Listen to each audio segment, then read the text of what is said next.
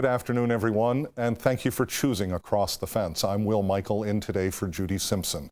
June is National Dairy Month. It's a month that highlights the contributions of our dairy farmers and the dairy industry overall. It's also a time for us to spotlight the annual National 4-H Dairy Conference, which is held each year in Wisconsin and includes several delegates from Vermont. To find out more and begin our program, I'm joined by UVM Extension State 4-H Livestock Educator Wendy Sorrell. Good afternoon. Hello. Good to see you. Thanks for being with us. Now, in just a moment, we're going to meet a couple of the delegates. But Wendy, let me start by asking you to give us an overview of what this conference is. What's it all about?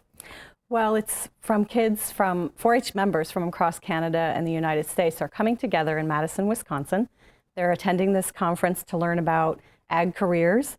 And it's really cool that they get to stay on the campus of the university. It's a huge agricultural area.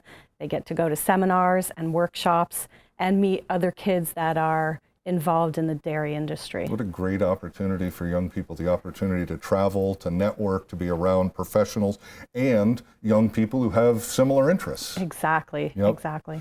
What's their, I know you do surveys and get feedback, what's their key reason that they want to go to the conference? They're actually exploring their careers and what they want to do after high school, going into college. It kind of gives them an idea of what to expect, and being on the campus and going to those actual workshops. They might do DNA strings. Yep. They'll do looking at a fistulated cow. So they're actually exploring the careers that they may be participating in college. And these are something that this is something the young people have to earn. This is not something that's just given to them or it's an automatic thing. You'll go to Wisconsin every year. Exactly. You can't just sign up for it. They have to fill out an application. They get a letter of recommendation from a non-relative, and then the dairy committee reviews the applications to either approve or decline the applicant. So we don't always say yes. Yeah. And they have to have done something in dairy to distinguish themselves over the course of 2 or 3 years before they're even considered. Exactly. They have to be at least 3 years in the dairy program and have that outstanding dairy career. Wendy, as we've been mentioning, the young people from across the United States and Canada attend that annual National 4-H Dairy Conference.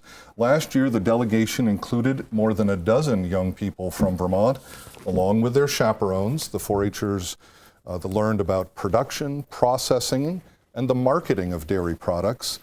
And they were exposed to a broad array of careers available in dairy, including genetics and value-added products.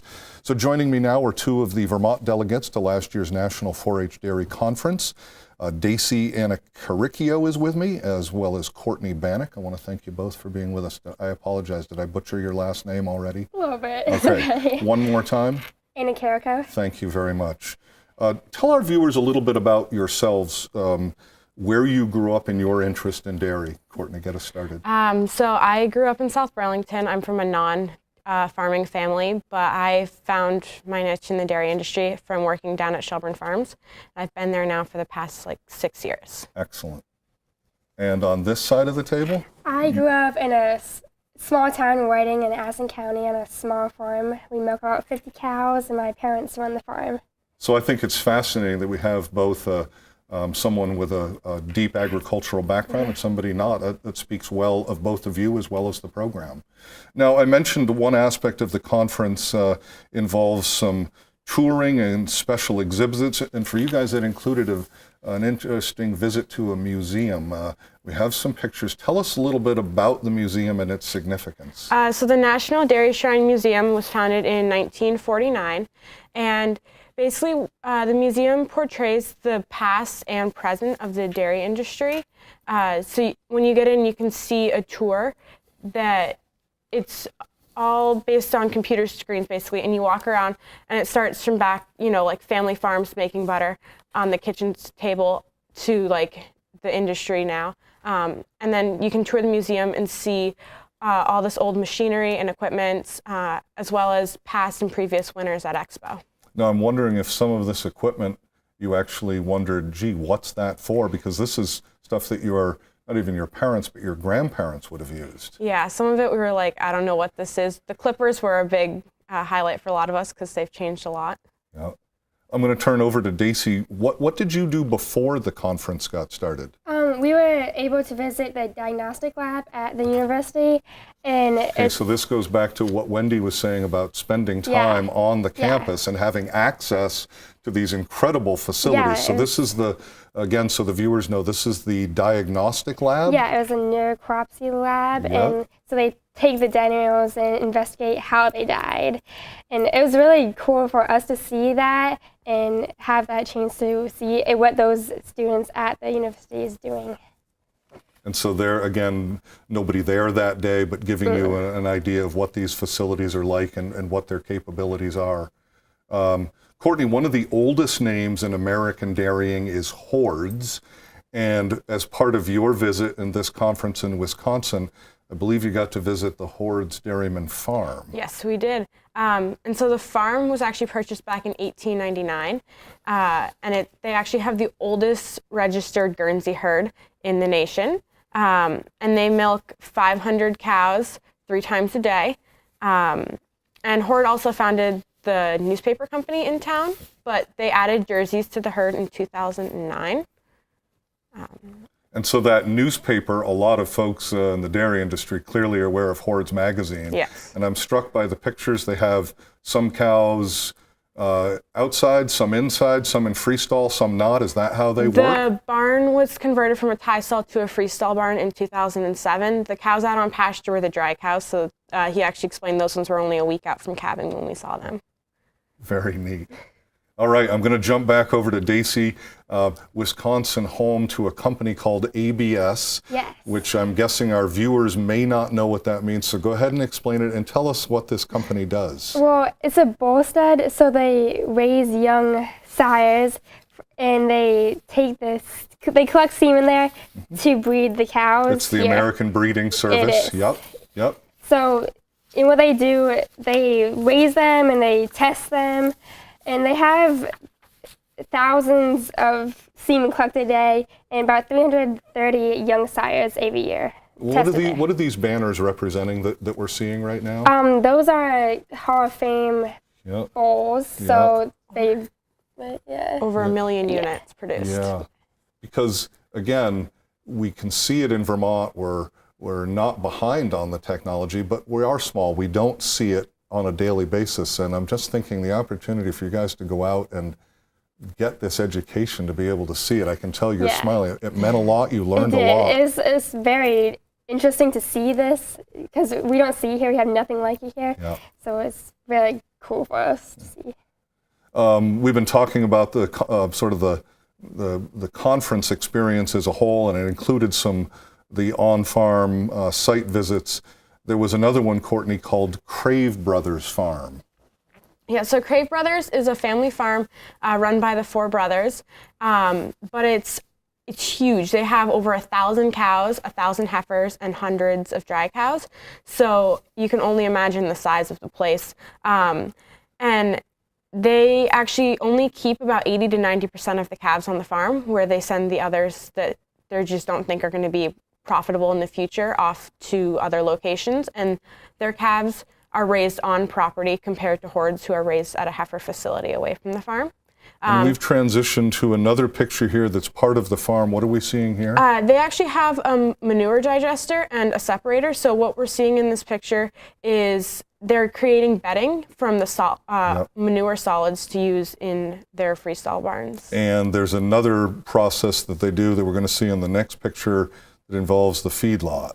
Yeah, so this is actually the heifers that you're seeing right now. These are yearlings. And as I said, there's like 1,000 heifers. So there's a couple rows of feedlots like this. And every morning they get locked up in the headlocks during feeding time for daily inspection kind of deal. I just have to say, as we're going along here, I'm really impressed with what you guys absorbed. This was not a 2-week venture or anything, but it was an intense visit in Wisconsin, and you've clearly picked up a lot. We're going to jump now, Daisy, to Chasin Acres, and this was a little bit different than some of the other farms you visited. Tell us why. This was a little smaller, but it started as a pig farm when they bought it, and the farmer, he designed every building on the farm to fit his needs, and a lot of the barns that were there, he changed from the pig farm to a dairy farm. and and it's a family-run farm, and they have about 150 cows they milk and 300 animals total. So it's a little smaller. It's smaller than the Craven other farm that we went and saw. And is this this calving, is this unique? Something that they do that's unique compared to others, or is this what you would see at other farms? It's typical of other farms, but the housing was new. I had never seen housing like this, like the way it was set up. It was Looks new like to you me. need to ring the doorbell before you go visit. Again, there's so many different aspects of this conference that you guys participated in. Courtney, one of those pieces is when you go to the dairy conference, you get to go to the World Dairy Expo. I know a little bit about it, but I'm waiting to learn more. So tell us about this World Expo Dairy. What is that? So on conference, we actually went out for a luncheon to meet some of the breed representatives out there, but we actually stayed a couple extra days and to go out and visit and see the shows. And this is like a world-class show. Just the best cattle from Canada and the U.S. come out to compete and vie for like the big titles here. One of the things that's fascinating in and of itself, and we're going to put a picture up, our director Ryan Wilson can show us that there's this. So go ahead and tell us a little bit more, because it's a fascinating. So each year the expo takes on a different theme. So you market fresh to create, next year it's like a sewing creative theme. This year it was the Madison Observatory, so it was an outer space kind of theme. And every year they have a different colored shavings on the ring to go with the theme for the year. Because part of it, again, is the size. I mean, talk about a World Expo Dairy you're in, and I thought it was like an indoor soccer stadium, but you said before we got started, one of you did that we think it's a hockey arena? Yeah.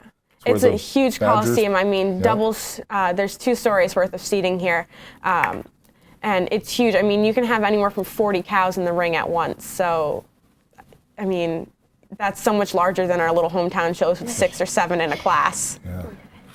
We're beginning to wind down on time, but I want to ask Stacy, was there something special about the expo for you? Yeah, my calf, she went out to Expo and we showed it and she won a class, so that was really exciting for me. Congratulations, I'm learning something. I actually didn't know that. Yeah, so this was the first time our farm had ever sent an animal out there, so it was very exciting for me being my show calf and then the farm having one out there, so it was very exciting.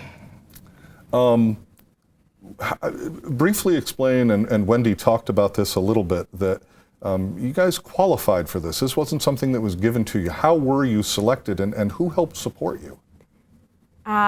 We each had to fill out an application with letter of recommendations, like explaining why we wanted to go out and why we deserved it. And a lot of it was support from our family members, but also our 4-H clubs and our leaders. Just helping to get us out there. In school too. My guidance counselor wrote my letter, so they were very supportive at school. It takes a lot to take a week off of school, so. Yeah. Yep. Well, I'm sure that you guys do very well. You strike me as excellent students, and so I'm sure that made things a little bit easier.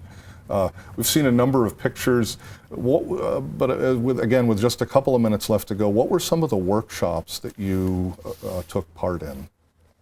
I did a DNA and a marketing workshop.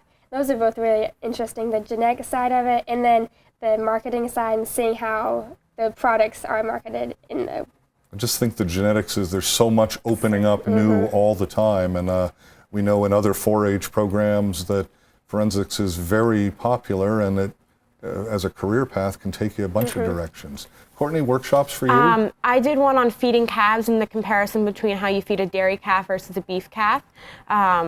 And then I did another one on artificial insemination. So they actually had reproductive tracks out for all the kids to practice breeding with, which was really neat for me because it's something I'd like to learn how to do in the future. Is there a way in very brief amount of time you can tell us the difference, as you said, between a dairy and a beef calf?